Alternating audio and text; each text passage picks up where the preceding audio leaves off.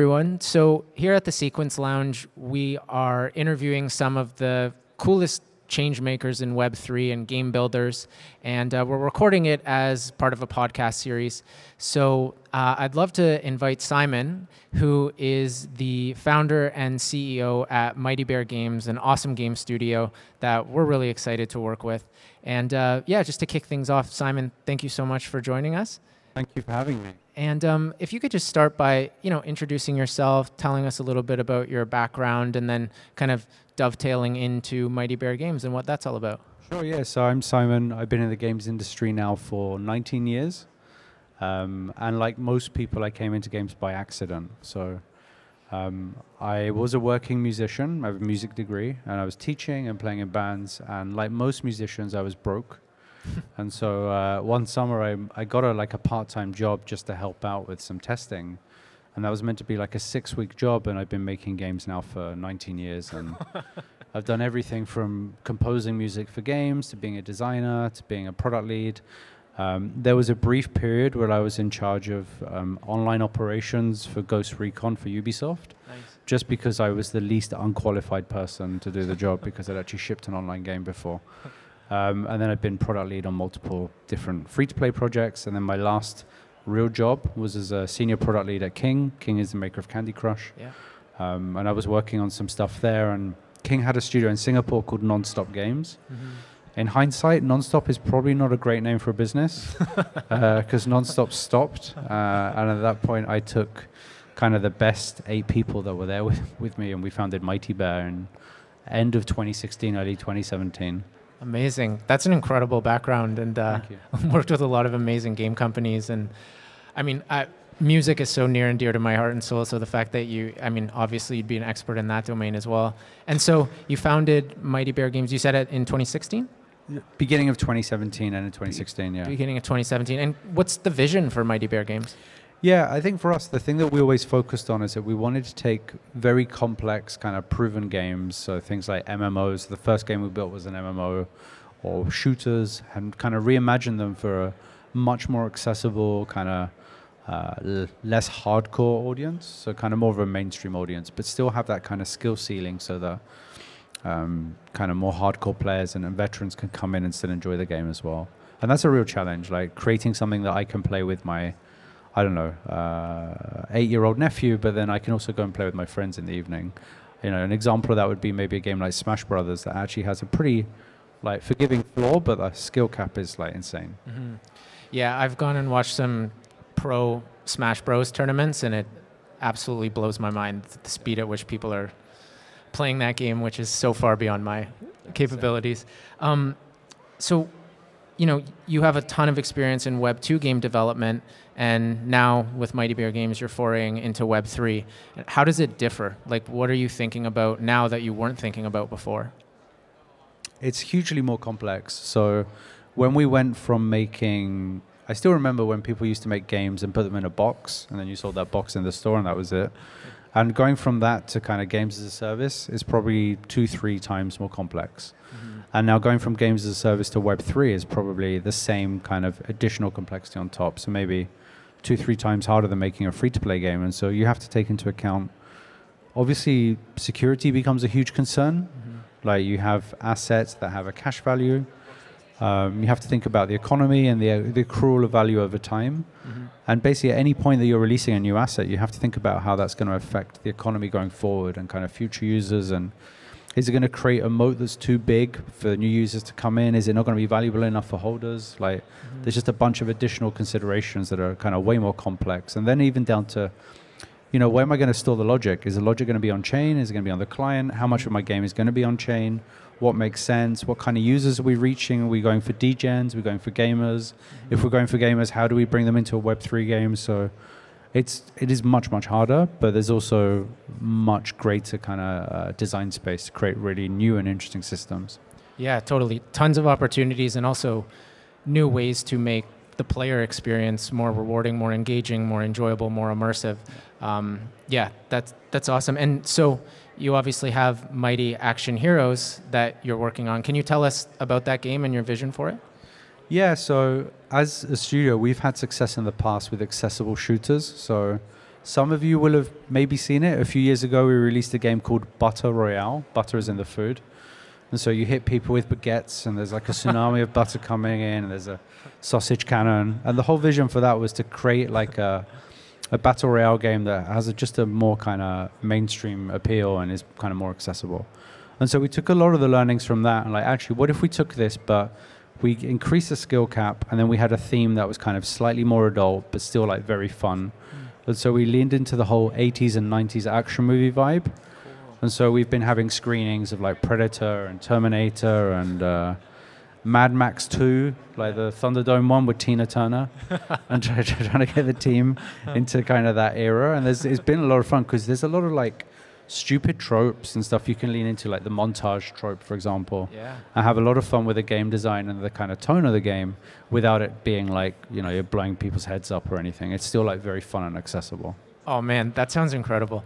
I have some experience at the Thunderdome at Burning Man, so being able to experience it in a video game would be... Two men enter, one man leaves, right? Yeah, exactly. That's awesome.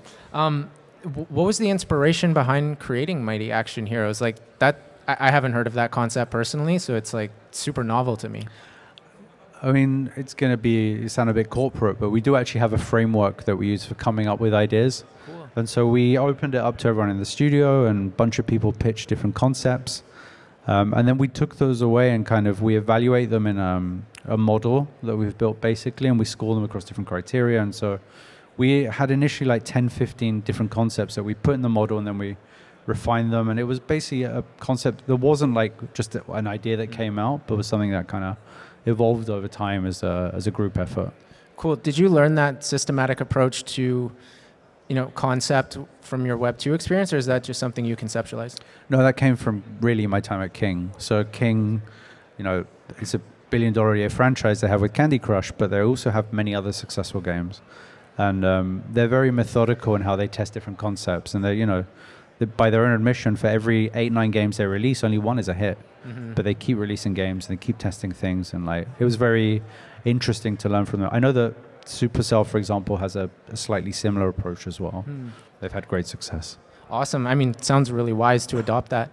And so, you know, you mentioned the considerations around what kind of gamers you would target. Would it be degens? Would it be regular casual gamers? So who are you targeting with Mighty Action Heroes? It's a very good question. So look, for better or for worse, and I think it's for better, but today's audience in a lot of Web3 games is degens, is people buying assets to flip them. And so we know that at least like a fairly significant part of our community are collectors, and that's fine. I think in the long run, though, we're moving more towards what I'd call like a Web 2.5 audience, where you have a mobile game that people can play, and maybe you don't need to sign in immediately with your wallet. You can start experiencing the game, and then maybe we'd say like, hey, you have your vault, go collect the items in your vault, and there'll be NFTs in a wallet, right? And then you gradually onboard players. So I think it's really going to be a blend of the existing Web3 gaming community, but even in the second half of this year, we're already working to bring in players in developing countries that are kind of very open to these mobile shooter experiences. And as a studio based in Singapore, it's interesting because we have India and Philippines not far away, and so we can do a lot of like in-person testing with these people as well. That's awesome. Are there particular like gameplay mechanics that differentiate Mighty Action Heroes from other, I don't know, somewhat similar titles in the genre, or not similar like in, you know, concept or theme, but just in mechanics? Yeah, I mean, the game itself is less like a traditional battle royale game and more like, I'd say like a MOBA. Like there are heroes that you're collecting, you're upgrading. There's a lot of synergies between the different kind of archetypes as well on the battlefield.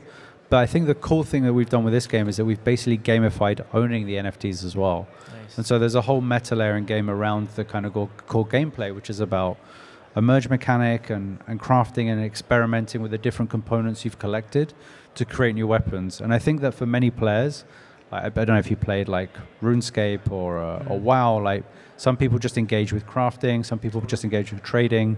And so the first free-to-play game I ever made was an MMO, and so the game actually has a pretty strong MMO core, even though it looks like a shooter. That's awesome. When users are creating these new weapons, let's say, are any of them totally unique, or will there be multiple copies of them?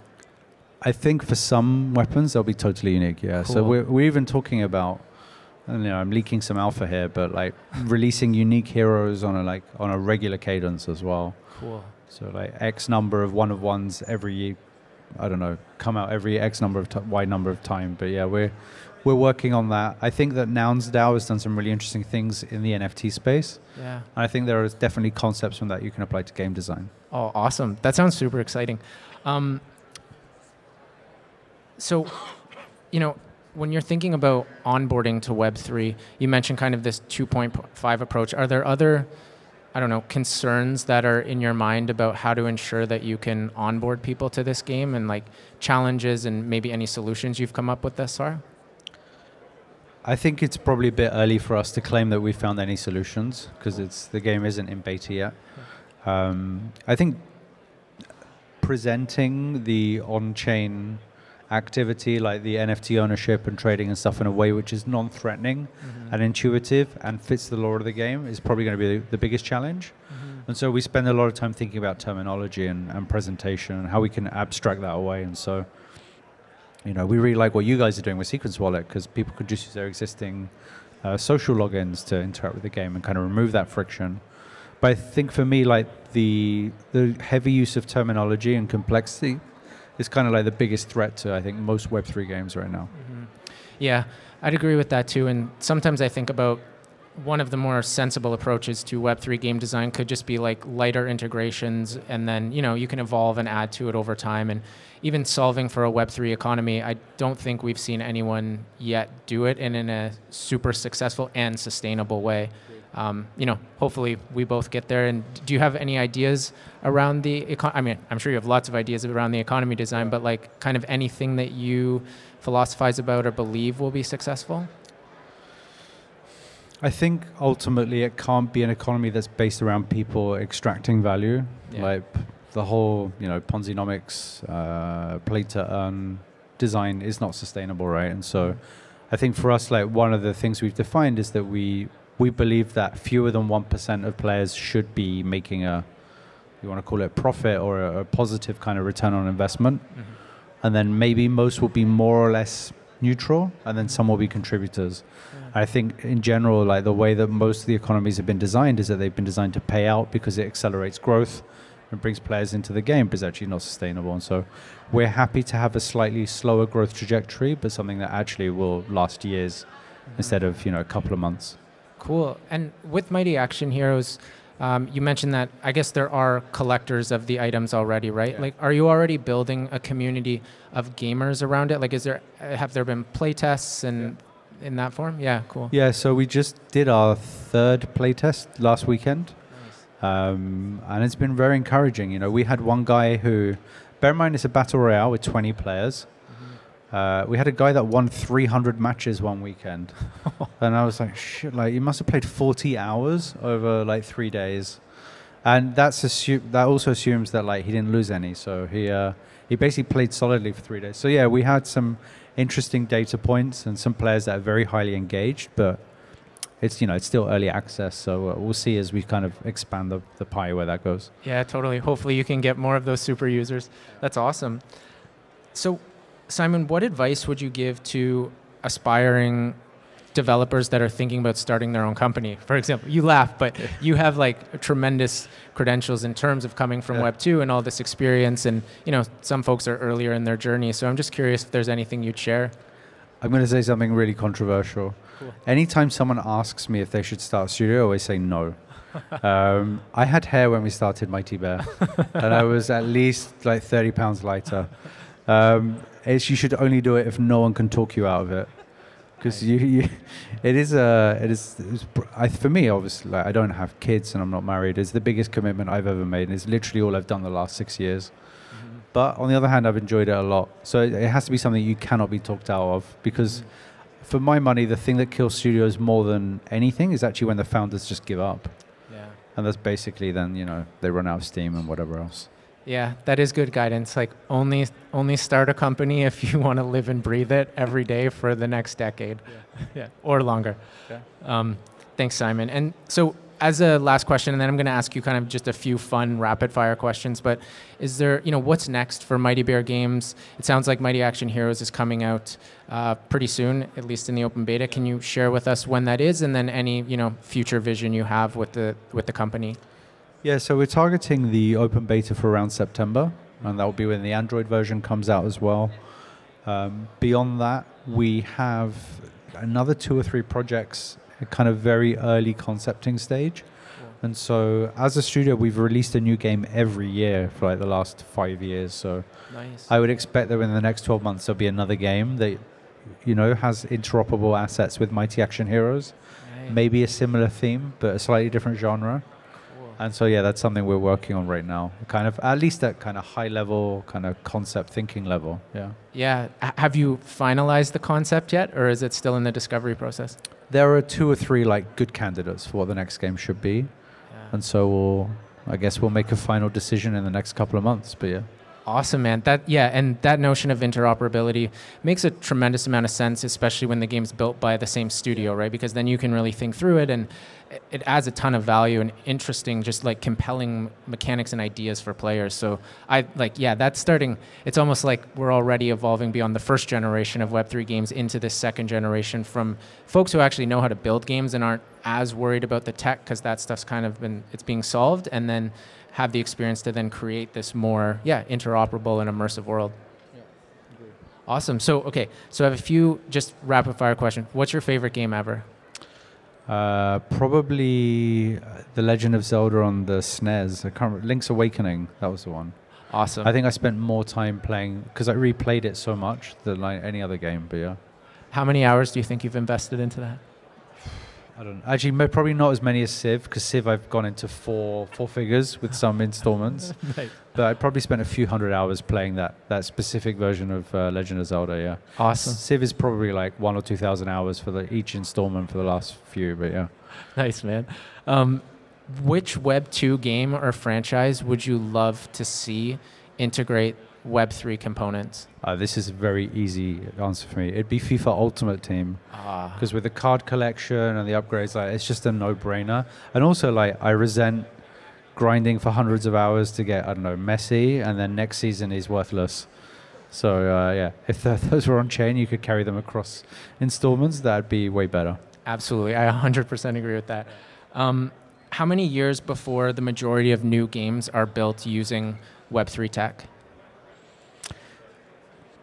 It depends which region you're talking about as well. So I would say in Asia, if you're talking about games as a service and online games, probably within the next 3 to 5 years. Mm-hmm. I'm already, because again, being based in Singapore, I have a pretty good view of what's happening in Korea and Japan.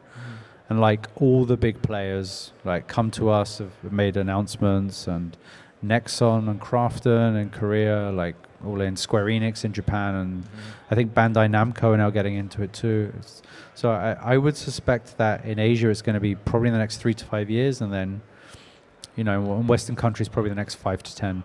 Hilmar from CCP said something interesting the other day. He was like, I've been in the games industry for 30 years, and the thing I've noticed is that what happens in Korea happens everywhere else 6 years later. Mm-hmm. It's more or less right. So, yeah. Absolutely. Yeah, it's quite similar to the free-to-play evolution, which there was a lot of resistance towards as well, and now it's pretty much, almost everywhere. Okay, last question. NFTs or digital collectibles? Digital collectibles, because most people on the street, if you ask them to describe what a non-fungible good is, you just get a confused stare.